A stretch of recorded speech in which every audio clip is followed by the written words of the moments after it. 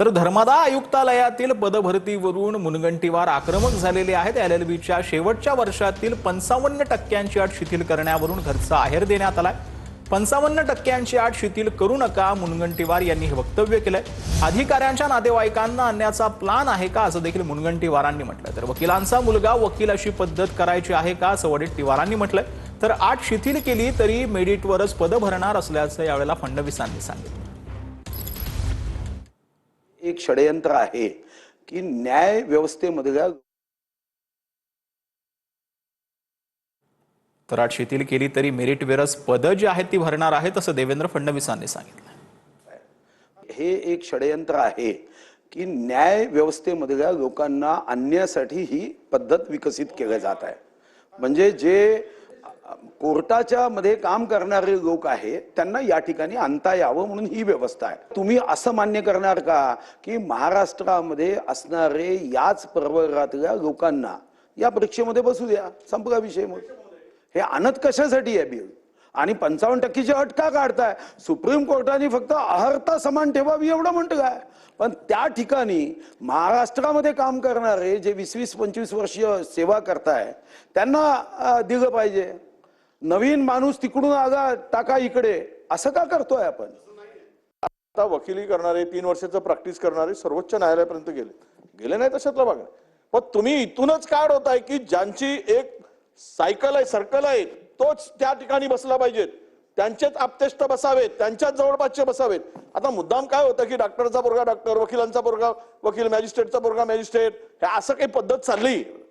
आणि यालाच पोषक आहे ते हे जे बिल आहे। तुम्ही जे अट काढताय 55%ची, ते त्या दिशेनं त्याचा प्रवास दिसतोय अध्यक्ष महोदय, आणि म्हणून हे घातक आहे। स्पर्धा परीक्षा दिल्यानंतर म्हणजे जो 55% नाही 75% वाला 80% वालाच येणार आहे त्याच्यामध्ये।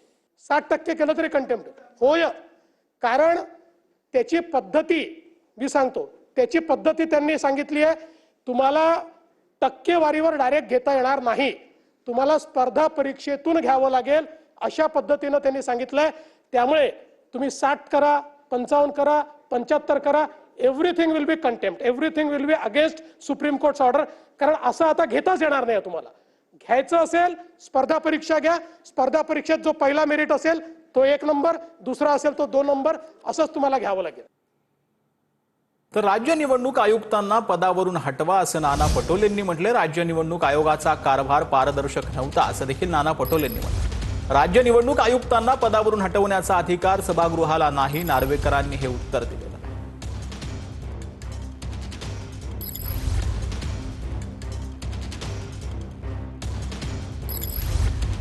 वरील कृती ही राज्य निवडणूक आयुक्ताच्या घटनात्मक अधिकाराचा अतिरेक असून भारतीय राज्यघटनेच्या कलम 243 क मध्ये नमूद असलेल्या स्वायत्त, निष्पक्ष व पारदर्शक निवडणूक प्रक्रियेच्या मूलतत्वांना बाधक आहे। भारतीय राज्यघटनेचे कलम 243 क मधील तरतुदीनुसार राज्याच्या राज्य निवडणूक आयुक्ताविरोधात बेकायदेशीर कृत्य केल्याबद्दल त्यांना पदावरून दूर करण्याची आवश्यक प्रक्रिया तात्काळ सुरू करण्यासाठी आपण शासनाला निर्देश द्यावा। आपण 243 क च्या अनुसार त्यांना पदावरून काढण्याची मागणी केली आहे। 243 क च्या अनुसार पदावर न काढायचं असेल तर 123 आणि 124 आर्टिकल 123 आणि आर्टिकल 124 प्रमाणेच काढता येतं। ज्या प्रकारे हायकोर्ट जजचं इम्पीचमेंट होतं तीच प्रोसिजर स्टेट इलेक्शन कमिशनला काढण्यासाठी लागू केली जाईल। ती या सभागृहाच्या अखत्यारीतला विषय नाहीये आणि शासन तर मुळीच तसं करू शकत नाही। तर लाडकी बहीण योजनेसाठी मोठ्या प्रमाणावर सामाजिक न्याय विभागाचा निधी वापरला जातो, मंत्री संजय शिरसाट यांनी हे वक्तव्य केलंय। दर महिन्याला 410 कोटींचा निधी लाडकी बहिणीसाठी दिला जातो, असं देखील शिरसाट यांनी म्हटलं। लाडकी बहीण योजनेसाठी सरकारने केलेली ती मोठी घोषणा आहे। दर महिन्याला माझ्या खात्यामार्फत 410 कोटी रुपये हा दर महिन्याला लाडक्या बहीण योजनेसाठी मी देतो असतो। बघा, लाडकी बहीण योजना ही एका कोणत्या पर्टिक्युलर जातीची नाही आहे। जमिनी लाटणं किंवा हे ब्लॅकमेल करणं या काही लोकांचा जो धंदा आहे त्याला म्हणतो काही दिवसात त्याला चांगल्या प्रकारे मिळेल।